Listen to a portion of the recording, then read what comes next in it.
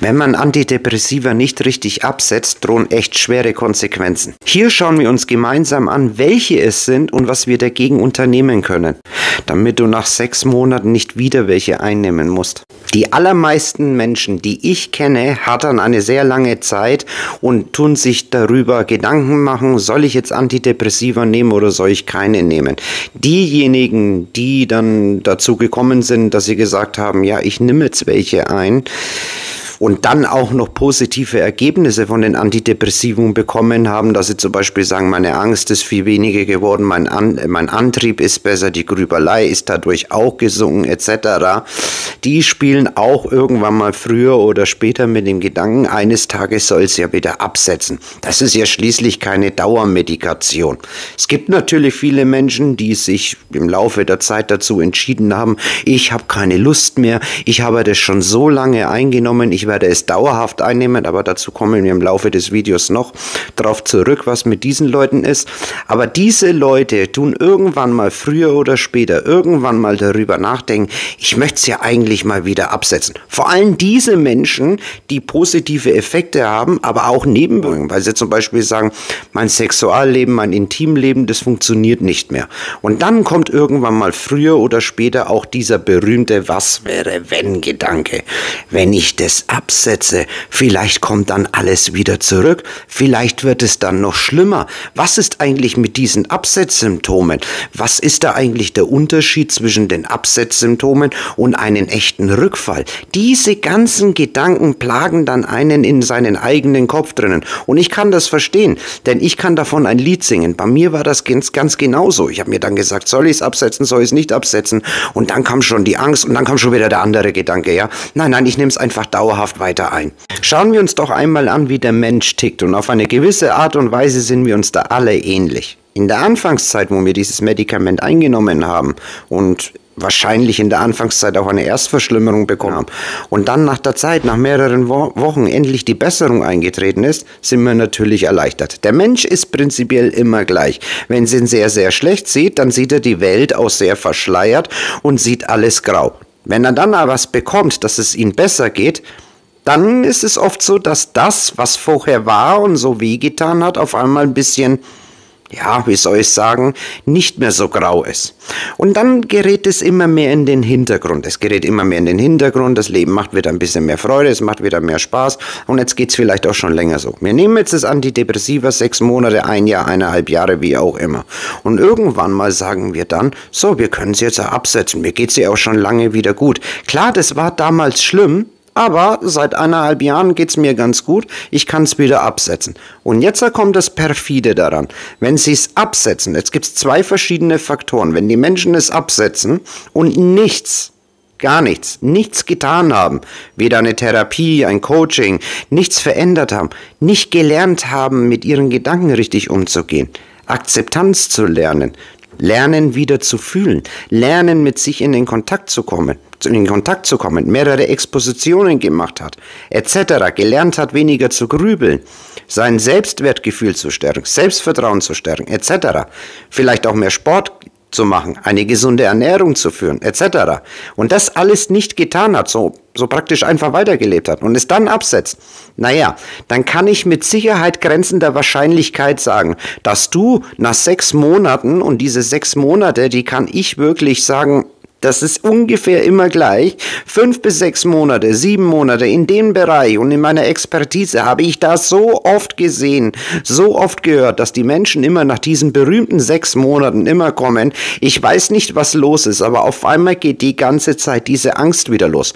Diese Panik geht wieder los. Und die allermeisten berichten dann davon, dass es meistens in der Früh dann wieder losgeht, dass sie schweißgebadet um 5 Uhr in der Früh, um 6 Uhr in der Früh im Bett liegen, Angst, Panik haben und die Welt nicht mehr verstehen. Und dann, wenn ich frage, wie lange ist es her, wo du das Antidepressiva abgesetzt hast, antworten die meisten circa 5 bis 6 Monate. Diejenigen, die etwas getan haben, die berichten auch öfters, bin ich ganz ehrlich, darüber, dass sie nach diesen 5 bis 6 Monaten merken, da ist irgendwas anders, es verändert sich gerade etwas nicht so toll.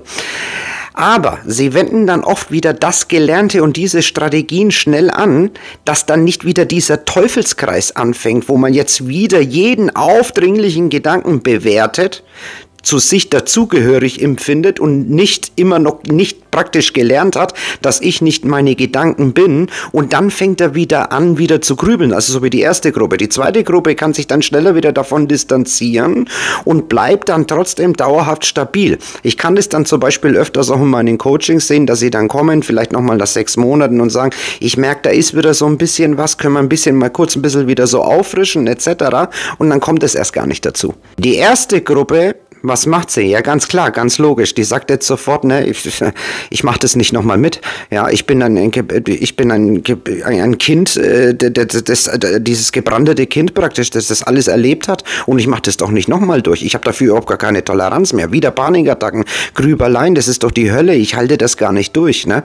Und dann, was machen sie? Naja, dann geht's halt dann wieder los. Escitalopram, Mirtazapin und was ist da alles drin, Paroxetin, Sertralin, und dann fängt man dann wieder an, und vor allen Dingen, dann erlebe ich immer wieder, jetzt geht die Angst so richtig los, ne? Was ist, wenn es jetzt nicht wirkt?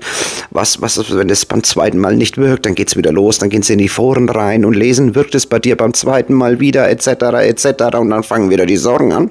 Was ja eigentlich der eigentliche Motor ist der ganzen psychischen Problematik, die Sorgen und das Grübeln. Das kennt ihr auch von anderen Videos von mir. Das hier oben einmal kurz auf den i. Und dann geht's erstmal so richtig wieder los. Ja? Dann fangen die Leute wieder an so hart an. Und wird es bei mir laufen, etc. und Dings.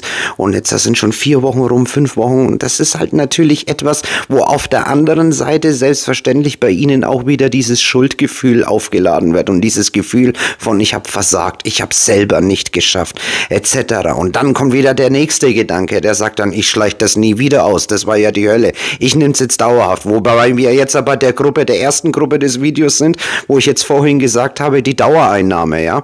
Also die Dauereinnahme, das ist dann, wo dann Menschen tatsächlich von sich sagen, ich schleiche das nie wieder aus. Tatsächlich sagen Ärzte und Mediziner, und so schreibt es angeblich auch die WHO vor, dass man sagt, wenn man Antidepressiva 3-mal abgesetzt hat und diese 3-mal erfolglos waren, dann schreibt die WHO und die Ärzte dann vor, dann nimm doch dieses Medikament bitte auch dauerhaft ein. Und die allermeisten Menschen gehen dann sogar her und sagen dann, du, ich habe dann diese Nebenwirkungen mit dem Medikament, dass man zum Beispiel sagt, ich kriege keine Erektion mehr und ich habe diese Störungen, diese Probleme da unten im Intimbereich, aber damit kann ich leben, dafür habe ich keine Panikattacken mehr und es geht mir ganz gut. Das Traurige ist aber, vielleicht hätte das gar nicht sein müssen, oder es sollte vielleicht auch gar nicht sein. Denn eigentlich sind diese Medikamente nicht dafür konzipiert, dass man sie ein Leben lang nehmen muss oder sollte. Natürlich ist es anders bei Medikamenten wie bei Menschen, die Diabetes haben und dann Insulin zum Beispiel dauerhaft nehmen müssen, weil die Bauchspeicheldrüse so großen Schaden genommen hat. Aber das kann man nicht miteinander vergleichen. Bei Antidepressiva ist es eigentlich so, dass man sagt, man versucht es zu einer Unterstützung zu nehmen. Es ist eine Unterstützung, um das, was man jetzt tut, und jetzt lernt umzusetzen, damit man es ja eben nicht dauerhaft einnehmen muss. Und viele bekommen halt auch sehr starke Absetzsymptome, weil sie das Antidepressivum nicht richtig absetzen. Was tun sie? Sie tun es in den allermeisten Fällen viel zu schnell absetzen oder halten die Intervalle einfach zu kurz. Und das hat dann zur Folge, dass Absetzsymptome kommen. Und diese Absetzsymptome sind in Teilen sehr ähnlich wie die Grunderkrankung, wie zum Beispiel die Depression oder die Angststörung. Das sind dann bei vielen Menschen, bei diesen Absetzsymptomen, berichten dann davon, dass sie verstärkte Angst bekommen, Panik, Durchfall, Schmerzen beim Durchfall sogar. Was sehr oft berichtet wird, sind Lichtblitze. Man hat das Gefühl, man steht neben sich, so ein Gefühl der Art der Derealisation und Depersonalisation. Wenn du wissen möchtest, was Derealisation und Depersonalisation ist und wie man es überwinden kann, hier oben einmal auf den i. Und diese Gefühle werden dann vom Verstand, den analytisch denkenden Verstand, den wir in uns innen drinnen tragen, der wir nicht sind, denn wir sind das bewusste Ich, werden von den analytischen, problematischen Denker, den wir in uns innen drinnen haben, so analysiert, das ist ein Rückfall.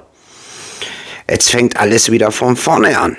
Ob das jetzt aber tatsächlich ein Rückfall ist oder nicht, das wird dich beschäftigen. Und dann gehst du zum Arzt und wirst ihn fragen, ist es ein Rückfall?